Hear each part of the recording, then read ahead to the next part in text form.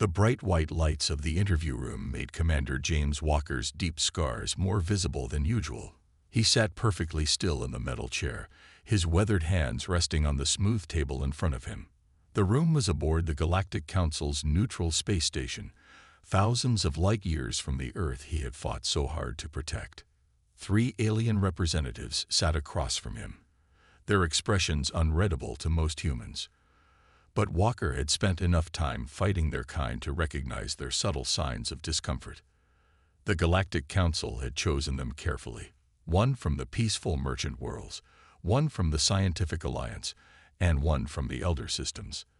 They were here to judge him, to decide if his actions during the Earth Dominion War were justified, or if he deserved to be tried as a war criminal. "Please state your name and rank for the record," the merchant representative said, his translator making the words sound flat and emotionless. "Commander James Walker, Earth Defense Force, 1st Fleet Commander." Walker's voice was steady, carrying the weight of authority that came from years of making impossible decisions. The Scientific Alliance representative adjusted her sensing organs, the equivalent of leaning forward in her seat. "You understand why you're here, Commander." Walker looked at the recording devices floating in the air around them. Small red lights blinked steadily, capturing every word, every movement, every reaction. This wasn't just an interview. It was history being recorded. "I'm here because people want to know why I did what I did," he said. "Why I made the choices that saved humanity but shocked the galaxy." His hand unconsciously moved to the medal on his chest, the Earth Defense Cross, the highest honor his people could give. To some, it was a symbol of heroism. To others, a mark of brutality. The Elder Systems representative's crystalline form shimmered with what Walker recognized as agitation. The destruction of the Proxima system alone caused more deaths than any single military action in the last 1,000 years. "How can you justify?" "With respect," Walker interrupted, something that made all 3 representatives bristle. "If we're going to do this, we need to start at the beginning. Context isn't just important here, it's everything." He reached into his uniform pocket and pulled out an old-fashioned pocket watch, setting it on the table. It was dented and scratched, its face cracked, but still ticking. The representative stared at it, confused by this primitive timepiece. "This watch belonged to my father," Walker explained. "He gave it to me the day I joined the Earth Defense Force. It was with me during first contact, during the initial attacks, during Proxima, and during the final peace negotiations. It's still ticking, just like humanity's heart kept beating no matter how hard the Dominion tried to stop it." The Scientific Alliance representative made a note on her datapad. "You seem to harbor resentment toward the Dominion, Commander." A small, tired smile crossed Walker's face. "Actually, I understand them better than most. They were afraid of us, and fear makes people, and aliens, do terrible things. But they made one crucial mistake. They judged us by our entertainment, our stories, our imagined conflicts. They never bothered to learn about our capacity for peace, for forgiveness, for building rather than destroying." He leaned forward slightly, his eyes moving from one representative to another. "Before you judge my actions, you need to understand what we faced. The Dominion didn't come to conquer us. They came to exterminate us. They believed they were performing a service to the galaxy by removing a potentially dangerous species. Every action I took, every decision I made, was with one goal: ensuring humanity's survival." The lights seemed to dim slightly as the station's day cycle began to shift. Walker's expression remained steady, determined. He had rehearsed this moment countless times in his mind during sleepless nights, but now that it was here, he found himself speaking from the heart rather than memory. "So yes, I will explain everything. Every decision, every casualty, every victory and loss. But first, you need to understand how it all began. The day humanity learned we weren't alone in the universe, and the day we learned just how far we would go to survive." Walker's eyes seemed distant as he began his story, looking through the space station's window at the stars beyond. The 3 alien representatives remained silent, their recording devices capturing every word.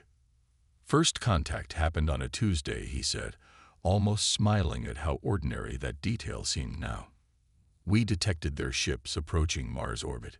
5 vessels, each bigger than anything humanity had ever built. Our scientists were excited, our leaders nervous, and our military. Well, we were ready for anything, or so we thought. He paused, running a finger along the crack in his father's pocket watch. We sent out our best ships to greet them. The UN had prepared for this moment for decades. We had first contact protocols, greeting messages in every human language, and even a small fleet of unarmed diplomatic vessels decorated with symbols of peace. The Scientific Alliance representative tilted her head, but our records show the Dominion ships opened fire almost immediately. Why? Walker nodded slowly. Because they'd been watching us for years. They'd picked up our television broadcasts, our movies, our news reports, everything from World War II documentaries to action movies, and they made a decision based on that. He pulled out a small data chip and placed it on the table. This is a recording of their first and only transmission before they opened fire. I've played it so many times I know it by heart, but you should hear it yourselves. The Elder Systems representative waved a crystalline appendage, and a hologram appeared above the table. A harsh, mechanical translation filled the room. Human species, you have been judged. Your entertainment broadcasts show your true nature. You imagine violence in detail. You create stories of war and destruction. You are too dangerous to join galactic society. For the safety of all, you must be contained. Contained. Walker repeated the word bitterly. That's what they called it. Their first shot destroyed our lead diplomatic vessel. 300 of our best and brightest killed in an instant. The other ships barely had time to react. The merchant representative's tendrils curled in what Walker had learned was a sign of distress. But surely they gave you a chance to explain. Explain what? Walker's voice remained calm, but his hands had tightened into fists. That our ability to imagine violence doesn't mean we want to commit it. That the same species that makes war movies also makes love stories. They didn't care. They had already decided. He stood up and walked to the window, his reflection barely visible in the reinforced glass. Within hours, they had destroyed our Mars colonies. Within days, they had bombed every major military installation on Earth. They called it preemptive containment. We called it what it was, attempted genocide. The Scientific Alliance representative made more notes. And this is when Earth's military began its controversial counterattacks. Walker turned back to face them. No. First, we tried to surrender. 3 times, in fact. Sent messages on every frequency we could use. The Dominion's response was to drop asteroids on our cities. They weren't interested in our surrender. They wanted us gone. He returned to his seat, his movements deliberate and controlled. That's when we realized something that changed everything. The Dominion feared us not because of what we had done, but because of what we could imagine doing. They thought this made us monsters. A grim smile crossed his face. They didn't understand that imagining violence doesn't make you violent, but threatening our extinction would show them what humans are truly capable of when we have no choice. The Elder Systems representative's crystalline form flickered with what might have been concern. And this is when you began implementing your unconventional tactics. No, Walker said quietly. This is when we started showing the Dominion why you should never corner a species that has spent its entire history learning to survive. They thought our violent imagination was our weakness. We were about to show them it was our greatest strength. The room fell silent as Walker picked up his father's watch again, turning it over in his hands. The scratches on its surface caught the light, like the scars of battle etched into its metal skin. The Dominion thought they knew war, he continued, his voice steady. They had perfect formations, advanced weapons, and strict rules of engagement. But they didn't understand something basic about humans. We learn fast.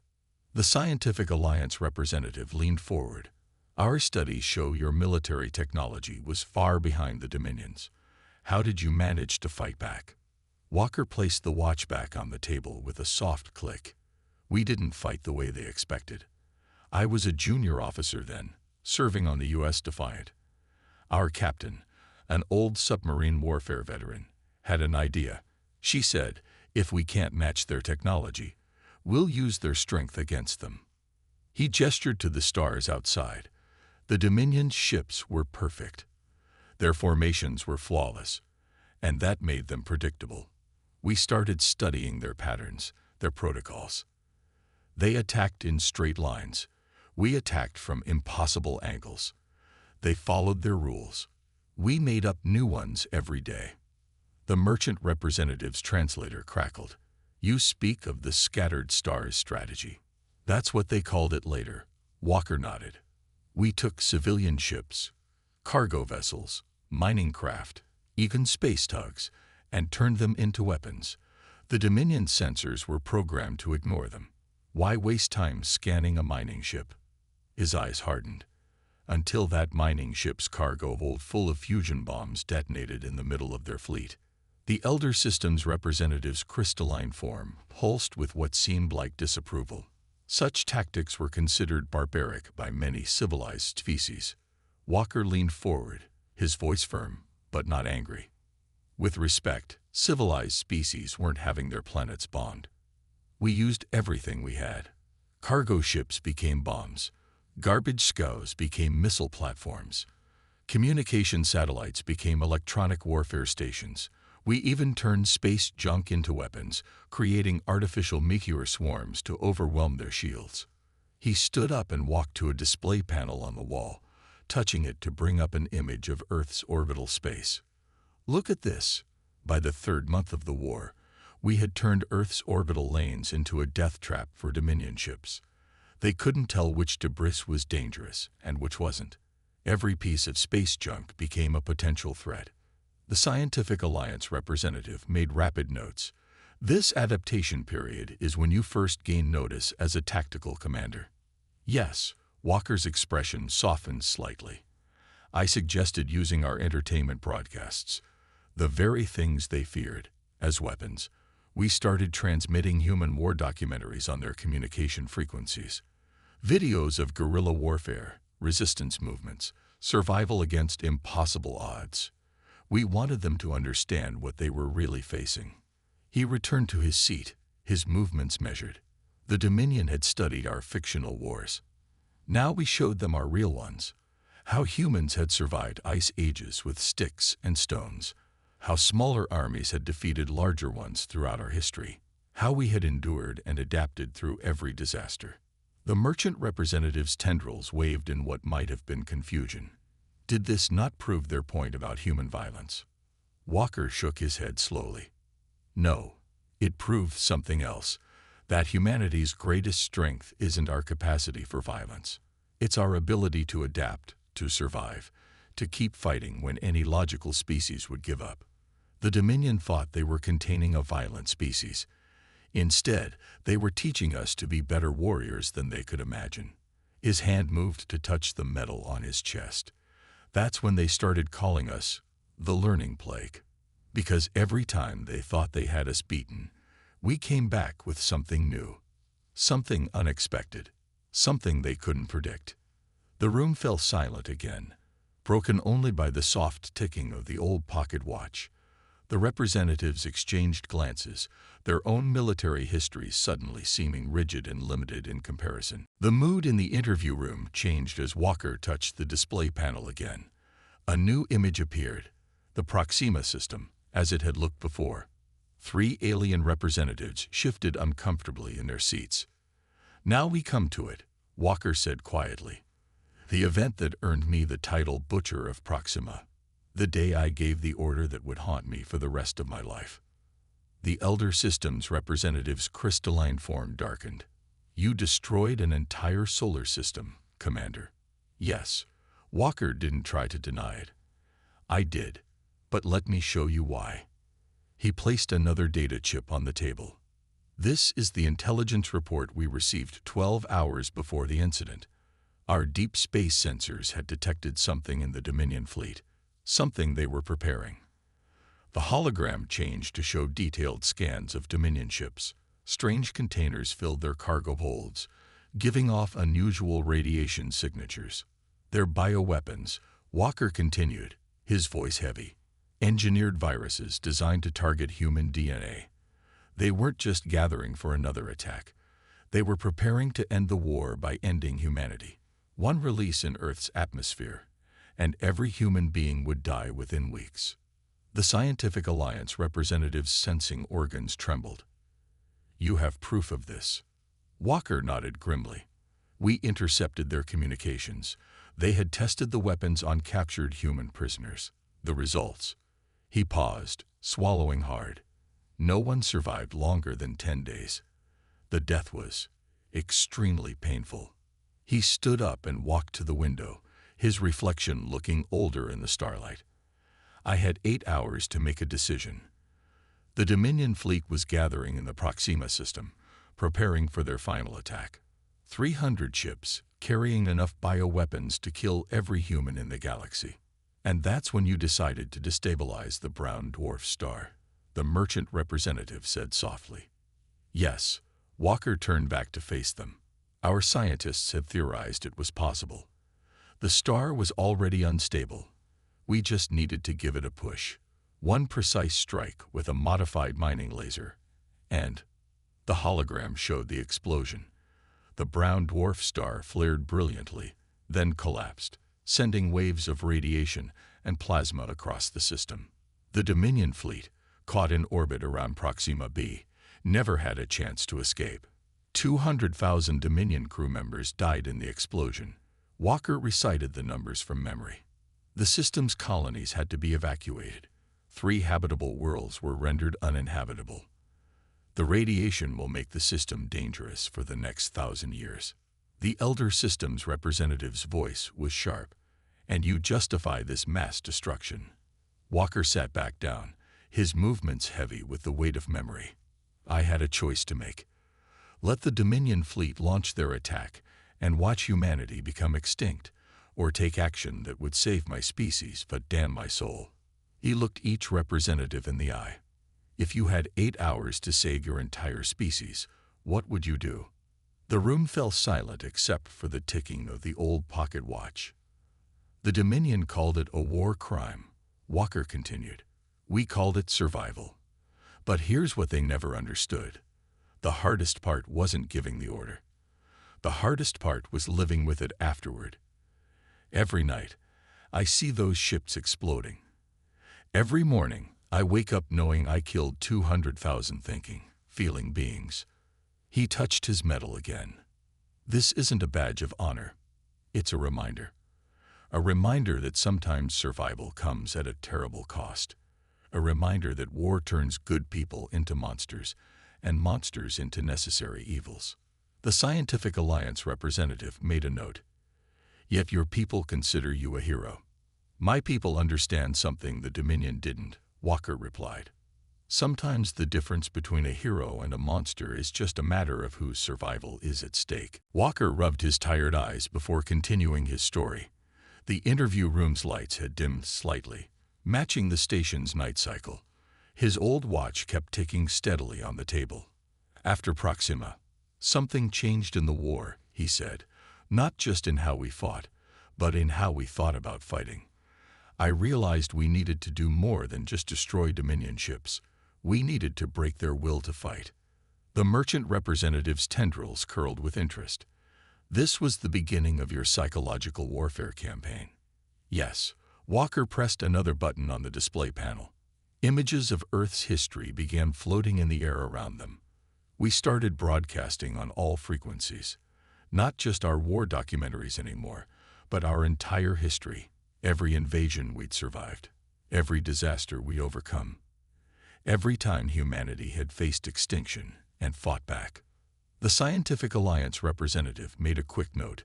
Our records show this caused significant unrest in Dominion ranks. Walker nodded.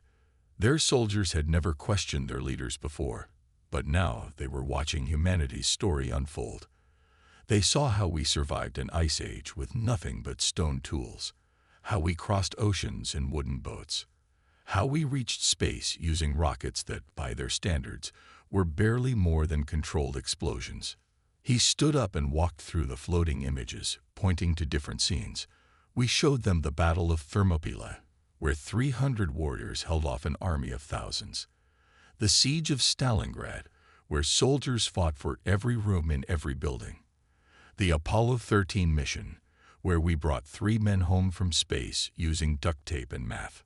The Elder Systems representative's crystalline form flickered. You were deliberately trying to frighten them. No, Walker corrected. We were trying to make them understand us. The Dominion thought they could break us because they had better technology, better weapons, better ships. We needed to show them that humanity had never relied on having the best tools. We survived because we refused to give up. He picked up his father's watch again, holding it up to the light. This watch survived 2 world wars before it came to me. It's not as accurate as a digital clock. It's not as durable as a modern timepiece, but it keeps ticking, just like humanity keeps going. The images around them changed to show Dominion transmissions. Their soldiers could be seen watching the human broadcasts, talking among themselves, questioning their orders. Their commanders tried to block our transmissions, Walker continued. But their troops found ways to keep watching. They became fascinated by human history. Some even began to admire us. How could they not? Every time they destroyed one of our ships, we built 2 more from the wreckage. Every time they bombed our cities, we rebuilt them underground. The Scientific Alliance representatives' sensing organs quivered. This admiration led to the first Dominion defections. It started small, Walker explained. A few soldiers here and there, refusing to fire on civilian targets. Then whole ships began surrendering instead of fighting. By the end, entire battle groups were standing down rather than face us. He waved his hand through the holograms, making them fade. The Dominion's greatest weakness was that they had never failed before. They didn't know how to handle it. But humans, failure is our greatest teacher. We learn from it, grow stronger from it. Their troops began to see this, and it changed everything. The merchant representative's translator crackled. Some say this psychological attack was more devastating than any weapon. Truth is always the strongest weapon, Walker replied quietly. We didn't have to lie or trick them. We just had to show them who we really were. A species that had spent its entire existence learning how to survive against impossible odds. Once they understood that, they realized their leaders had made a terrible mistake in trying to destroy us. The station's artificial day cycle had begun again, brightening the interview room. Walker stood at the window, watching a supply ship dock in the distance. His reflection showed a man who carried the weight of decisions that had changed the course of history. Operation Pandora, he said, turning back to face the representatives. That was the real war crime, if you want to know the truth. Not because we killed anyone, but because we showed everyone the truth. The Scientific Alliance representative tilted her head. Explain. Walker touched the display panel one last time. A map of Dominion space appeared, with hundreds of communication relay stations highlighted in red. We had spent months gathering intelligence, learning how the Dominion controlled its people. They didn't just censor information. They created it. Their citizens thought they were the heroes, protecting the galaxy from violent humans. He pressed another button, and the red dots began blinking out one by one. We launched simultaneous attacks on every major communication hub in Dominion space, but we didn't destroy them. We took control of them. The great revelation, the merchant representative whispered, tendrils trembling. Yes, Walker's voice was firm. For the first time, Dominion citizens saw the truth. We showed them everything. The unprovoked attack on our diplomatic ships, the attempted genocide of Earth, the bioweapons they were preparing to use against us, their own soldiers refusing to fire on civilian targets. The Elder Systems representative's crystalline form darkened. You caused civil unrest across 17 systems. Walker sat back down at the table, next to his father's watch. We caused people to face the truth. The Dominion leadership had started a war of extermination based on watching our entertainment broadcasts. They had decided to kill us all because we could imagine violence in movies and books. He leaned forward, his voice growing more intense. Within hours of our broadcast, the first protests began. Within days, entire worlds were demanding answers from their leaders. How could they justify trying to wipe out a species that had only ever tried to greet them in peace? The Scientific Alliance representative made rapid notes. The Dominion military began losing support. They lost everything. Walker corrected. Supply lines dried up as workers refused to build weapons. Repair stations turned away warships. Colonial governments began declaring neutrality. The mighty Dominion war machine wasn't destroyed by our weapons. It was torn apart by its own people's realization of what they had nearly helped accomplish. He pulled out another data chip and placed it carefully on the table. This contains messages we received from ordinary Dominion citizens after the truth came out. Thousands of them, apologizing, asking how they could help make things right, begging us to spare their soldiers who were only following orders. The representatives watched as he stood again, his movements deliberate. You want to know the real crime of Operation Pandora? We forced millions of beings to confront the fact that they had nearly participated in genocide. We made them face the darkness in their own society, the blind obedience, the unquestioning acceptance of authority, the willingness to destroy another species based on their entertainment broadcasts. The merchant representative's translator crackled. Yet you showed mercy when they surrendered. Of course we did, Walker said quietly. That's the final lesson we taught them. The species they feared for its capacity for violence showed more mercy in victory than they had shown in strength. When their worlds asked for peace, we gave it. When they needed help rebuilding, we provided it. When their leaders tried to flee, we helped their own people bring them to justice. He touched his medal one more time. Operation Pandora didn't win the war with weapons. It won the war with truth. And sometimes, truth is the hardest weapon to face. The interview room had grown quiet. Walker picked up his father's watch from the table, its soft ticking a reminder of how long they had been talking. Outside the window, stars continued their eternal dance against the darkness of space. So now you have heard everything, he said, looking at each representative in turn. The full story, from first contact to final peace. You've seen our evidence, heard our reasons, and understood our choices. Now you want me to justify it all. The Elder Systems representative's crystalline form pulsed. Your actions resulted in many deaths, Commander. Yes, Walker agreed, his voice steady. And I'll carry that burden until the day I die. But let me ask you something. He stood up one final time, his full height impressive even to the alien representatives. What would you have done? If someone tried to destroy your entire species, how far would you go to save them? The Scientific Alliance representatives' sensing organs quivered. There are rules of warfare. Rules. Walker interrupted gently. The Dominion broke every rule from the start. They attacked without provocation. They targeted civilians. They prepared to use biological weapons to commit genocide. He gestured to the window, toward the distant Earth. We didn't choose this war. We didn't want this war. We just refused to die. The merchant representative's tendrils moved thoughtfully. Yet many call you a war criminal. Walker smiled sadly. Many also call me a hero. I'm neither. I'm simply a soldier who did whatever it took to ensure humanity's survival. He pulled out one final data chip. This is my personal log from the war. Every decision, every doubt, every nightmare. I'm giving it to the Council because I want you to understand something important. He placed the chip on the table next to his medal. I don't regret saving humanity, but I do regret that it was necessary. Every life lost in this war, human or Dominion, was a tragedy caused by fear, prejudice, and misunderstanding. The three representatives exchanged glances as Walker continued. You wanted me to justify my actions. Here's my justification. We're still here. Humanity survived. And not only did we survive, but we proved the Dominion wrong about us. They thought our violent imagination made us monsters.